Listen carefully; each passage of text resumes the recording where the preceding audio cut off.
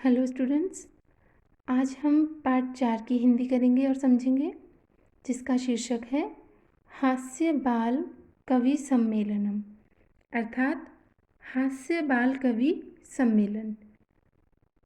ये इस प्रकार है।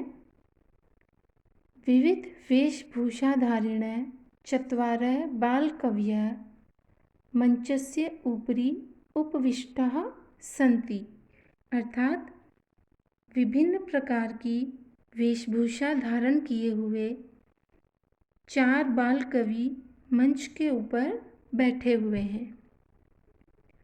अधः श्रोतारः हास्य कविता श्रवणाय उत्सुकाः सन्ति कोलाहलं च कुर्वन्ति, अर्थात नीचे श्रोता हास्य कविता सुनाने के लिए उत्सुक हैं और शोर कर रहे हैं। अब हम आगे देखते हैं। संचालक है, अर्थात संचालक कह रहा है अलम कोलाहलेन, यानी कोलाहल मत कीजिए। अलम यानी मना करना, कोलाहलेन यानी कोलाहल या शोर मत कीजिए। अद्य परम हर्षस्य अवसरः यत् अस्मिन् कवि सम्मेलने काव्यहन्तारः कालयापकाश्च भारतस्य हास्य कवि धुरंधरा समागताः सन्ति, अर्थात आज परम हर्ष का अवसर है कि इस कवि सम्मेलन में काव्य को नष्ट करने वाले और समय को बर्बाद करने वाले भारत के हास्य कवियों में श्रेष्ठ कवि आए हुए हैं। एहि आइए करतल ध्वनिना वयम एताशाम स्वागतम कुर्मः, अर्थात तालियों से हम सब इनका स्वागत करते हैं। आगे है गजाधर है। सर्वेभ्यो रसिकेभ्यो नमो नमः, अर्थात गजाधर कह रहे हैं सभी नीरस जनों को नमस्कार। प्रथमं तावद् अहम आधुनिकं वैद्यम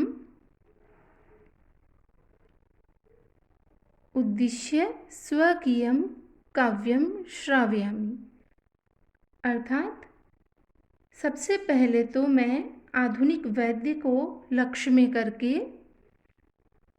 अपनी कविता सुनाता हूँ। वो अपनी कविता सुनाते हैं। वैद्यराज नमस्तुभ्यं यमराज सहोदर यमस्तु हरति प्राणान वैद्य प्राणान धनानि च, अर्थात हे वैद्यराज यमराज के सगे भाई, आपको नमस्कार है। यमराज तो प्राणों का हरण करता है, किंतु वैद्य तो प्राण और धन दोनों का हरण करता है।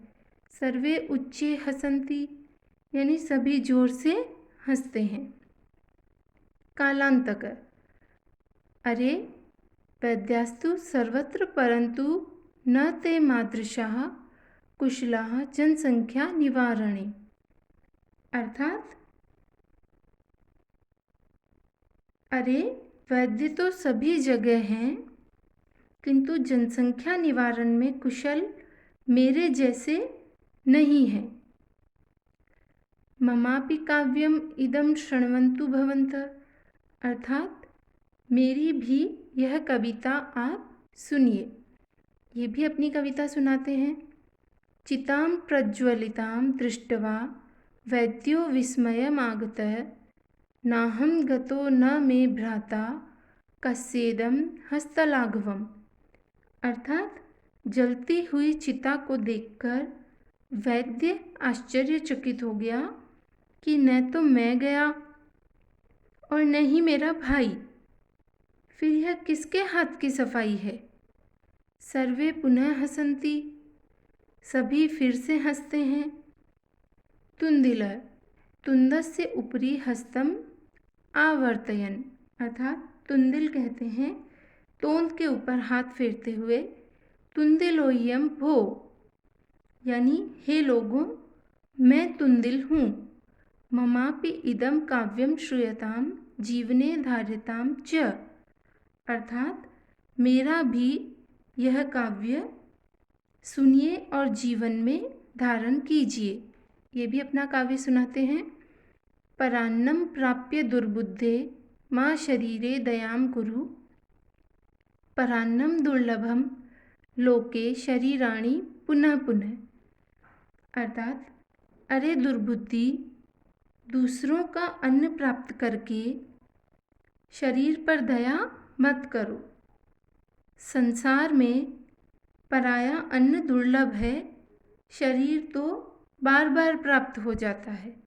सर्वे पुनः अट्टहासं कुर्वन्ति, सभी फिर से बहुत जोर से हंसते हैं। चार्वाकः आम आम, हाँ हाँ, शरीरस्य पोषणं सर्वथा उचितमेव। शरीर को पुष्ट करना सर्वथा उचित है। यदि धनम नास्ति, यदि धन नहीं है, तदा ऋणम कृत्वापि पौष्टिक पदार्थ एव भोक्तव्य। अर्थात यदि धन नहीं है तब ऋण यानी कर्ज करके भी पुष्टि देने वाला पदार्थ ही खाना चाहिए। तथा कथयति चार्वाक कवि, जैसा कि चार्वाक कवि कहता है, यावत् जीवेत सुखम जीवेद ऋणम कृत्वा घृतम पीबेत। अर्थात चार्वाक कवि कहते हैं, जब तक जीवित रहो तब तक सुखपूर्वक जीवित रहो, ऋण करके भी घी ही पीना चाहिए। श्रोतारः तर्हि ऋणस्य प्रत्यर्पणं कथम। अर्थात श्रोतागण कहते हैं, तब ऋण यानी कर्ज को कैसे लौटाना होगा। चार्वाक कहते हैं, श्रूयतां मम अवशिष्टं काव्यम। अर्थात मेरे शेष काव्य को सुनिए। घृतं पीत्वा श्रमं कृत्वा ऋणं प्रत्यर्पयेत जनः। अर्थात मनुष्य को घी पीकर और श्रम करके ऋण लौटाना चाहिए। काव्य पाठ श्रवणेन उत्प्रेरितः एकः बालकोऽपि आशु कवितां रचयति, हासपूर्वकं च श्रावयति। अर्थात काव्य पाठ सुनने से प्रेरित हुआ एक बालक भी शीघ्र कविता की रचना करता है और हास्यपूर्वक सुनाता है। अब हम आगे देखते हैं। आगे है बालकः। बालक कहता है, श्रूयताम श्रूयताम, भो यानी सुनिए सुनिए, अरे ममापि काव्यम, मेरा भी काव्य सुनिए। गजाधरम कविं चैव तुंदिलं भोज्यलोलुपं कालांतकं तथा वैद्यं चार्वाकं च नमाम्यहम्। अर्थात कवि गजाधर को और खाने के लोभी तुंदिल को, कालांतक वैद्य को तथा चार्वाक को मैं नमस्कार करता हूँ। काव्यं श्रावयित्वा हा हा हा इति कृत्वा हस्ति। काव्य सुनाकर हा हा हा ऐसा करके हंसता है। अन्ये चापि हसन्ति, अन्य भी हंसते हैं। सर्वे गृहं गच्छन्ति, सभी घर चले जाते हैं। तो बच्चों, ये हमने पाठ 4 की हिंदी की है। इसे आप ध्यान से पढ़ें, समझें और अपनी कॉपी में हिंदी लिखें। धन्यवाद।